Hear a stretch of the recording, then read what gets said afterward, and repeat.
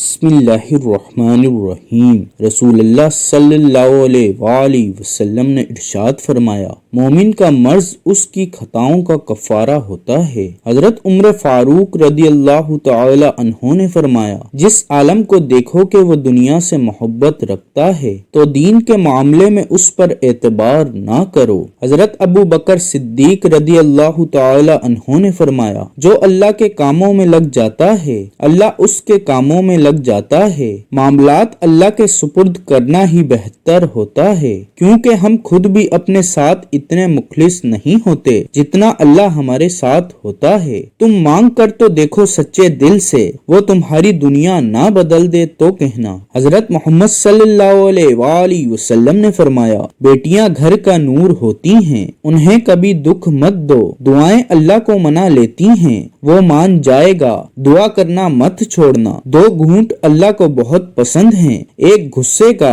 اور دوسرا صبر کا۔ اللہ کا شکر ادا کرنے والے کبھی مایوس نہیں ہوتے۔ انسان اللہ کے سامنے گناہ کرنے سے نہیں ڈرتا، لیکن بندوں کے سامنے ان گناہوں کے آ جانے سے ضرور ڈرتا ہے۔ اور جب آپ کو اذان کا انتظار رہنے لگے تو سمجھ لیں کہ آپ کو اللہ سے محبت ہو گئی ہے۔ رب کو اوپر نہیں اپنے دل میں تلاش کرو۔ مشکل وقت میں دوست کی خاموشی دھوکہ دینے کے برابر ہے۔ کسی کے لیے ہر وقت حاضر رہو گے تو لوگ اچھا نہیں فالتو سمجھ لیتے ہیں۔ غصہ اور قانون بڑے سمجھدار ہیں، کمزور کو دبا دیتے ہیں اور طاقتور سے دب جاتے ہیں۔ رزق کی تنگی ہونے لگے تو بکری گھر لے آؤ، بے تحاشا دولت آئے گی۔ رزق اور موت کا خوف مت رکھو، یہ اللہ کا اختیار ہے، وہ جس کو چاہے عطا کرتا ہے۔